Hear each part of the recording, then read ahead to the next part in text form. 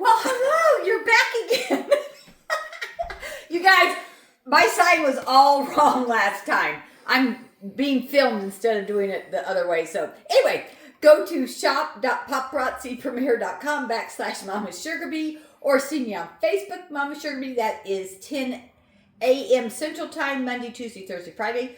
Or TikTok, 10 p.m. Central Time, Monday, Tuesday, Thursday, Friday. Oh, by the way, I'm Kim, a.k.a. Mama Sugarbee. Okay, it hasn't been quite 4 hours, but as you can see, the dough is peeking out.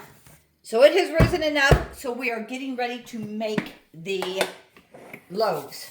And this will be a short thing. Oh, scrape all that out. If you remember, it was like about this size. Now it has risen.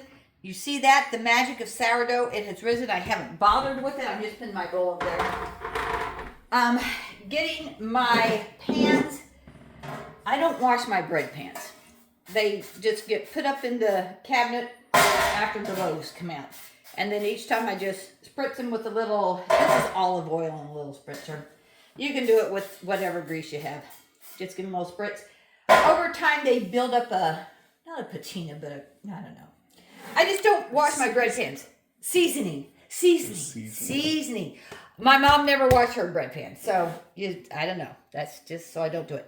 Okay, I have a little major here. You can do this by sight, but I'm really bad at that. For some reason, I go ahead and put my flour on first. That way it counts it when it's zeroing out. Okay, so, and it should be anywhere from, I don't know, 13 ounces to over 20. Little flour there. We'll be using more flour than that. Don't worry. This is why you like the scraper, because they stick here. So let's get this on. Jennifer wants me to make wheat sourdough next time. Using, more of the whole grain wheat flour. Who is Jennifer? JJ. She is my sister. Thank you. I know. This is my brother Tom who's filming. He says the production value of my films have never been greater since when he was here. Okay, that's a hard crispy piece. We won't use it. Who knows where it came from. So, just kind of beat it down for a minute. Kind of get it into shape. Get it where it has a nice edge to it so it doesn't stick on the scale. I can already tell this is a lot lower. This looks big. We'll start with it. We'll see. Whoa! 735. That's going to be way too big. I can tell that now. Let's get that down. See, and remember all those? I know there are skeptics saying, oh, her bread is too not sticky enough. Look how sticky it is. It'll work. It'll work, people. It will work. Okay. 1470. Let's see what this is. 1535. This is probably still over 20. Let's see. Yeah, 4. So let's bring that down. That's 225. I have to think as I'm doing this. Let's see this one. 120. Let's see this. 120 seems to be 40. Just a 40. 65. Let's get this down to a 75. Ooh, let's get down to 65. 65. These don't have to be exact. I just like them exact. You could just eyeball it. 95, 65, 65. Let's go down. 60. I mean, when you take little bits off, it's not that much. Let's go 70.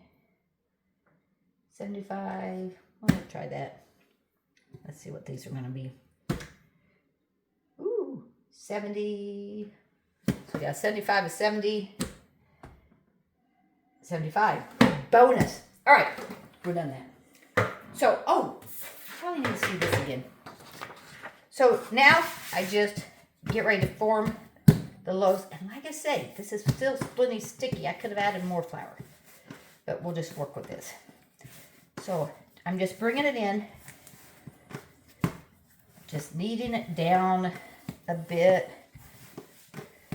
Not too terribly much. It really doesn't matter at this point. Now, when you go to form your loaves, if you roll it and put some tension on it, it rolls it into a loaf. See how that tension rolled it? I don't like that shape. You just kind of do it till you feel like, oh, that's good enough. And remember, you're just making bread. So, rolled that. I need some more flour over here. Let's see if we can get it smooth on top. Let's see. You don't really leave a lot of flour on top. That just happens to look like that. Just push it in, get the tension going, and then it looks fairly like a loaf. Now you'll have some, not smooth parts, but that's okay. It's bread. Don't worry about it. Then the next one. Let's get it. Gotta get my flour going. Just a little more sprinkle. Since I do make bread, twice a week, 3 loaves, at least twice a week. In fact, I need to make another batch because I got to take it to my brother-in-law tomorrow. But I don't cook it. I let it sit in the fridge overnight. Okay, so I'll cook this when it's risen. But for, I go to my brother-in-law's every Wednesday. That had some big air bubbles, so I just popped them. So I will mix it up, let it sit out to rise for a couple hours, and then stick it in the fridge and let it rise overnight, which you can do. When you're first making it, I won't suggest that just till you get used to doing bread. Okay, that looks pretty good. Now, it does have this big air bubble here. I don't know if you can see that. See? And you can just break it, and it'll be okay. And before I go to cook them, if they have one of those, I'll break them like that too. Some people score their loaves, but like I say, I'm just making like a basic sandwich loaf, so I don't score them. But you could, and scoring's just taking a knife or a sharp, blade and just putting little lines in it, and it's supposed to help release, I guess, so it doesn't get the little bubbles built up. But the bubbles can build up. So just roll it, roll it, roll it. You can see how you're just pushing that, and it just naturally goes into a loaf shape when you do that. Okay? And that's got some bubbles, but they'll be okay. Just kind of stretch it out. Look at where it's going. My last one usually doesn't get kneaded as long as the other because, I've done it. I'm over it. Okay. Scrape this. Get all the grub off. If you don't have one of these, just use a metal spatula. And that'll help get the grub. Okay. Then, now remember I told you, with these breads, you can just put a cloth over it because they'll be risen within 45 minutes to an hour and they won't dry out. These take, almost the 4 hours again. So I always, and let me get this, don't look at my mess here, but I still haven't done the dishes from before. I always just get a thin tea towel or drying towel or whatever you want to call it, kitchen towel, wet it down. Just have it all wet, it's not completely dripping. And then put it over the top so that it has some moisture so it doesn't dry out as it rises. If I were putting this in the fridge, like I said, I think I'll probably make another batch pretty soon. Then I would make sure wet towels on it in the fridge also. Okay, that is our number 2 video. We will come back when it's ready to bake and show you what they look like. So that should happen around 7-ish tonight. 7:30, 7-ish. Maybe a little before 7. Well, I met my bee thing until 6:30. So 7, it's closest, which means they may overrise, but that's okay.